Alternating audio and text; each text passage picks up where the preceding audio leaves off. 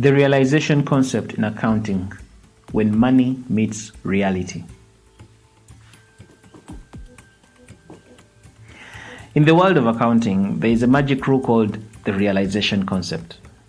This rule tells us that we should only count money as earned when it's reasonably certain that we'll actually get the money. It's like saying, I'll believe it when I see it. So now let's dive into the realization concept and see how it works with some examples. Understanding the realization concept. Imagine you have a mango fruit stall. You sell delicious mango fruits to your friends.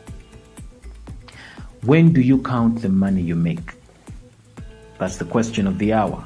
When do you count the money you make? According to the realization concept, you only count it when your friends have the mango fruit, they've agreed to pay you, and you're pretty sure they'll give you the money.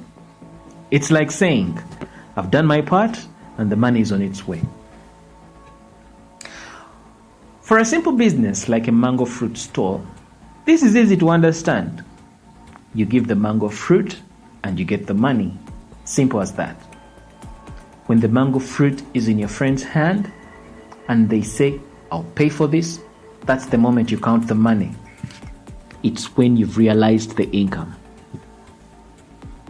Let's explore some tricky situations about realization. But what if we talk about more complicated scenarios? Imagine you have a big job to build a new house. It's going to take a long time to finish. If you wait until the very end to count all the money you made, it's like saying, I'll only start counting the money when the house is completely done. The realization concept advises us to use a unique approach. It recommends that you keep track of your earnings as you reach certain milestones, like when you complete different sections of the house. In simpler terms, it suggests that you divide your money into portions and acknowledge some of the money bit by bit as you work on the construction until it's done.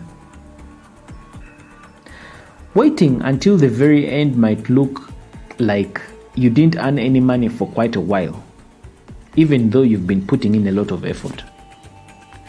This could paint an inaccurate picture in your financial statements. Unpacking complex sales. Sometimes things get even trickier. Imagine you're a tech genius and you're selling amazing computer systems, but your deal also includes 3 years of tech support. So how do you count the money for that deal?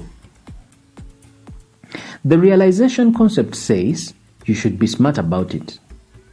You count the money now for the computer systems and spread the rest over the next 3 years for the tech support.